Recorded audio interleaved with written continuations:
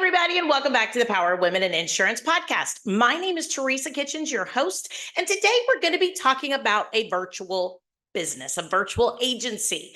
Okay, this is kind of a, I'm going to use the word buzzword, but the whole concept of virtual, I think, is really, really scary for a lot of people. And I'm pretty open about the fact that we run a mostly virtual agency. I do have physical locations with desks and computers and things like that. Well, we have laptops that we take back and forth, but the key here is that might not work for everybody. And in the agency of the future, where this industry is going, it's not necessarily required. But is an office a really good thing? Absolutely, 110%. But in some spaces, would maybe a virtual conversation be appropriate? We can have that conversation today. But I think also virtual can also mean that maybe we have certain team members that are virtual, right? Maybe you have an office with people who go in with computers that stay there. And then there are maybe people who work in other places, like their dining room in a different state or something like that.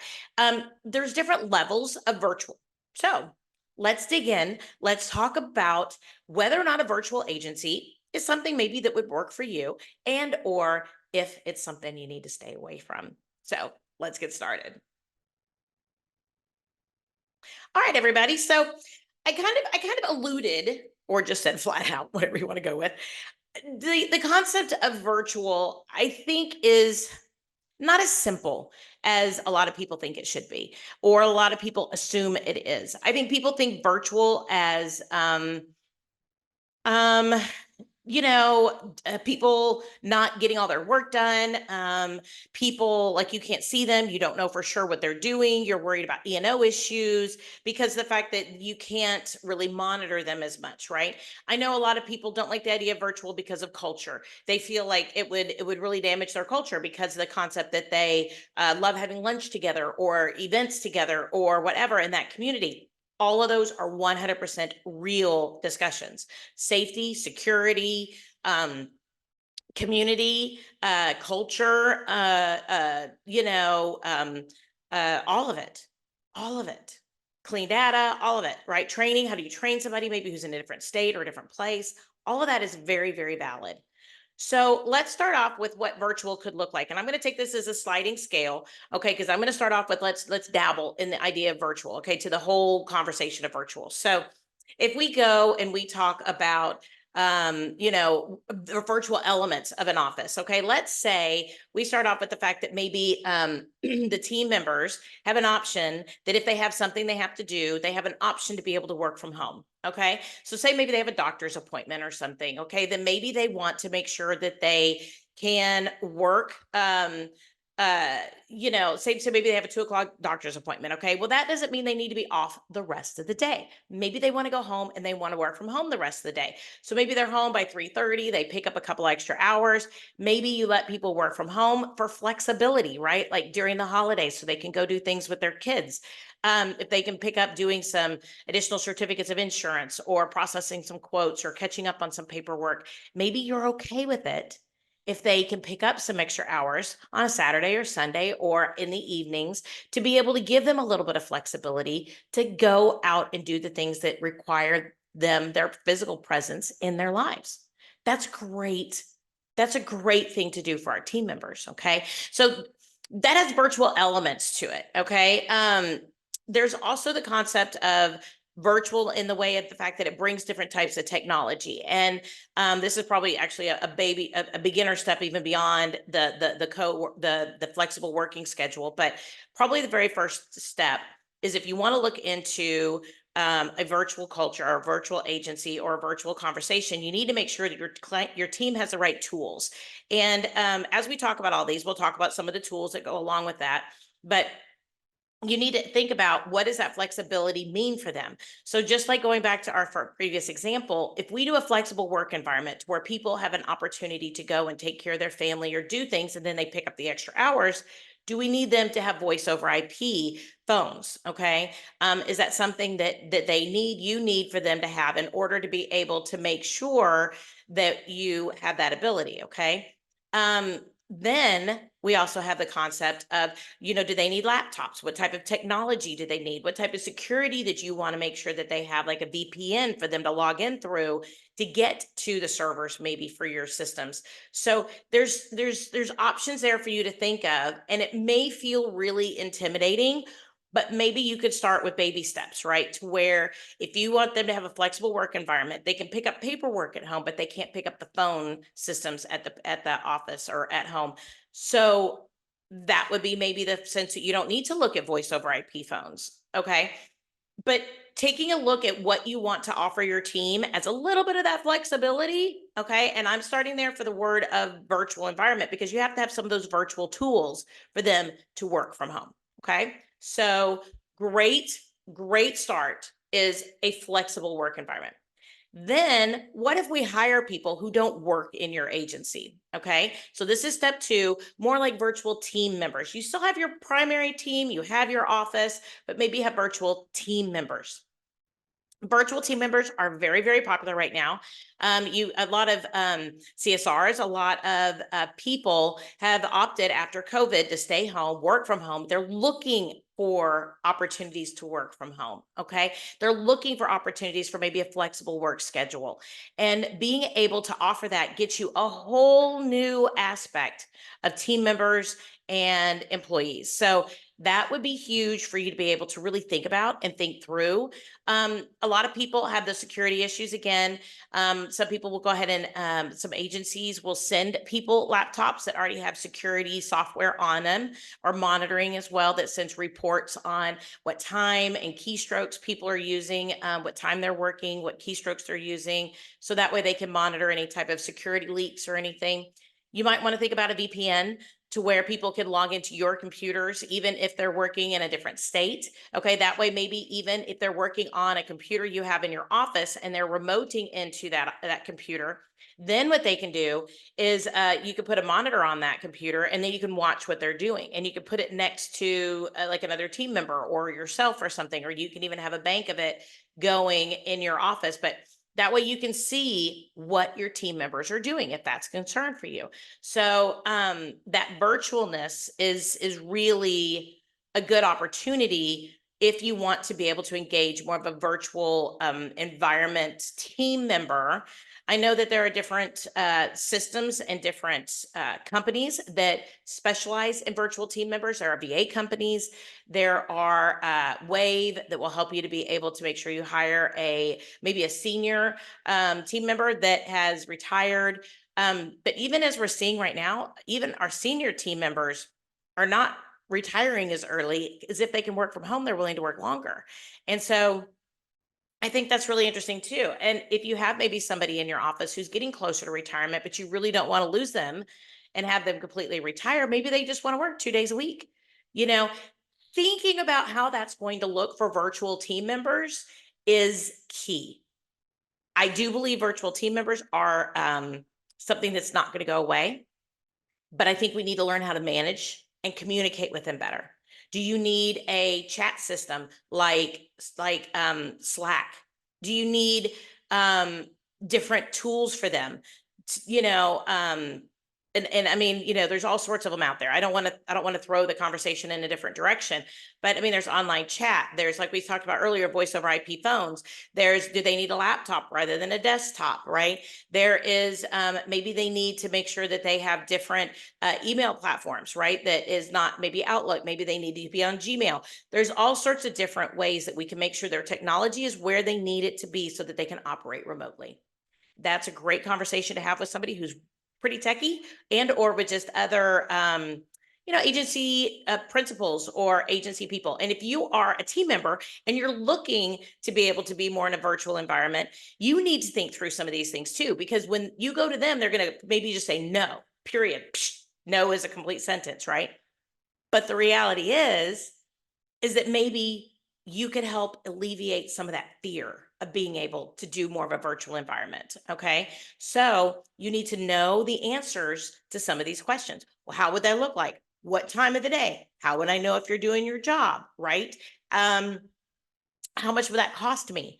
How much training would that take? Would that just alter the entire team culture? Okay. Would you still be around for the important things? Could you still come in on certain days, maybe that are important when we have maybe agency visitors or something like that?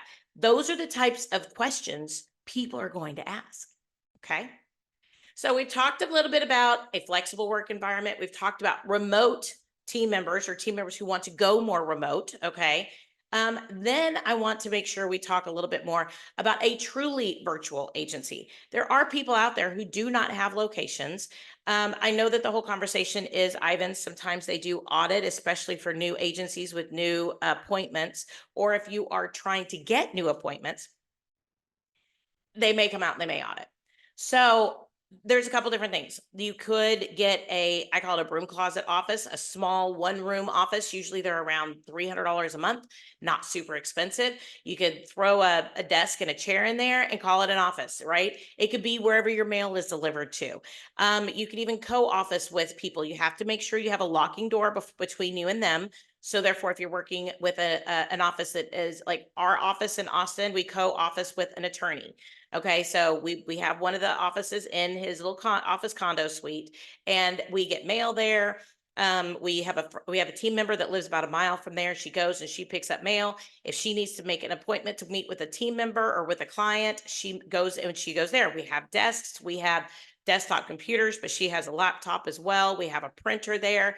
It's pretty bare bones, but it's literally one room, maybe 100 square feet. I don't even know. I couldn't even tell you. But the reality is that we have the same thing in Dallas. So therefore, I have a small, so it's actually technically it's a 2 room office over here in Dallas. Just because it was harder to get. It has a window. I don't want to give it up. But I meet territory reps in there and we meet with clients in there occasionally, but it's by appointment only. So other than that, my whole team is in different states, and my whole team is working out of their dining room, house, living room, and it's working wonderfully. Wonderfully. We've been doing it for about 2 years, 3 years. Well, we went virtual during COVID. Today is 2024, May 3rd, 2024. So we've been doing it for about 4 years total. But we did try to go back in the office for a little bit after COVID. We all just didn't want to do it. And so we decided to go into the office Tuesday, Thursdays, and that worked well. But then over the course of time, I ended up rebuilding my agency, my team. And as we rebuilt, it just found we had people that were virtual that just for whatever reason matched who we were better. I don't like the idea of saying, no, you have to be in my office. So I agreed to that. And I bought an agency in Austin. I did want somebody specifically who wasn't far from the agency in Austin. And Danielle came in. She's amazing. She's by far one of the most wonderful, positive, glorious human beings. And I absolutely adore her. But universe gave me such a great match for her because she is just like 2 miles, I think, from the office. So very, very easy. We go on in, we leave. We don't even stay there a whole day when we go. Sometimes I do, but most of the time the girls don't. I have team members in Alabama, Denver, Colorado. I'm in Dallas. We have people in LA. We have people in other areas of Dallas, the Philippines. But here's the key that I found has made the most difference. And this is my woo, halo moment. This is my big nugget moment. Okay. My big halo moment. But what I found has been the best for my agency with the virtual conversation is Zoom. And you could do Teams. I don't like Teams. I'm on a MacBook. Teams does not work well on a MacBook. Okay. For whatever reason, I can't share my screen very easily. I can't look at all the features that Teams has. That's fine. We use Zoom. So on Zoom, we're on Zoom all day long together with our camera on, working. We talk, we share our screen, we ask questions, we have breakout rooms if we need to have conversations that are going to take longer than 5 minutes. That's the rule of thumb, is that if this is going to be a conversation, a meeting that's going to go over 5 minutes, then we need to go to a breakout room. All right. If people need help, they can ask for it. I almost think we have more face-to-face, eyeball-to-eyeball time than a lot of people do working in an office. If I need to, I can mute myself. I can mute the Zoom. Everybody can still see that I'm working, whatever it is. And the reality is that I can still have complete control over getting things done, just like if I'm in an office and I just need to close my door. Okay. It gives us that opportunity to do what we need to do. Don't think that Zoom has to be Zoom like a webinar all day long where you just have to be 110% present. You don't. You can get your work done. Okay. And it has a great feature to where people have dogs. It cuts out like barking and things like that.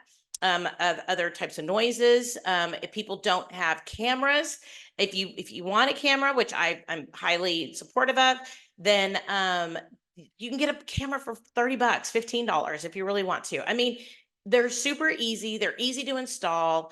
They give us the culture and the team and the community, even though none of us have even, well, very few of us have actually met in person. One person in Denver, Colorado is my daughter. Of course, I've met her. And Danielle down in Austin. I've been down to Austin a few times. We've met, we've gotten together. I do have physically have met her. Our team member that's in Alabama, she is actually coming to Dallas this coming weekend. We're going to Insurance Soup together. So, we're flying her in. She's going to Insurance Soup. We have a team member over here in Dallas that I go to her house and train her whenever we do new technologies because she has a hearing challenge. So for her to be on Zoom for trainings can be challenging. So take into consideration your culture, who you're hiring, what you're doing. But by being able to watch them, by being able to coach them, that's a great way for training to be able to just say, hey, show your screen real quick. Let's see what you're working on and let's make sure we get it fixed. No problem. It's just like you're standing right there beside them at their desk. Almost the same thing, right? Because we're paperless, because the fact we do everything online, it's super easy for us to do. I send them their laptops. I make sure we have all the security on it. They're on Zoom. I get reports on all their activities, and I work in my dining room at home. And I go to my office to check mail twice a week. Sometimes I work there during the day, but most of the time I don't. So there's different phases, different stages of a virtual agency, and you can choose to be able to implement whatever you want to, however you want to, in a way that matches your culture and your space. I'm going to be flying everybody into Austin in June for team photos. Okay, so we're going to get everybody together. We're going to be in a hotel. We're going to go out for dinner. We're going to get together. We're going to get individual photos taken, group photos taken. We're going to have community time. We're going to laugh. We're going to have a great time. And then we're all going to go home. You can create experiences even with having a virtual environment.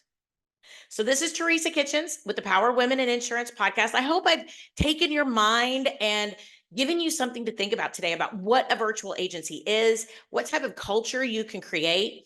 I do have an amazing business coach, Jessica Klatt. I'm going to give her a big shout out here. And she is part of a business. Her business is called Wired to Be. And she is a great business coach. She's helped me really, really flesh out this concept, being able to help me coach my team in a really super efficient way to where we have a really, really strong culture. We have our team meetings on Zoom. She joins us. She knows all of my team members. And she has really helped me to ask those questions of what I needed to do to create the agency that I wanted. So she's amazing. I highly recommend her. But just make sure that fear does not hold you back from being able to live the lifestyle that you want. That is so huge.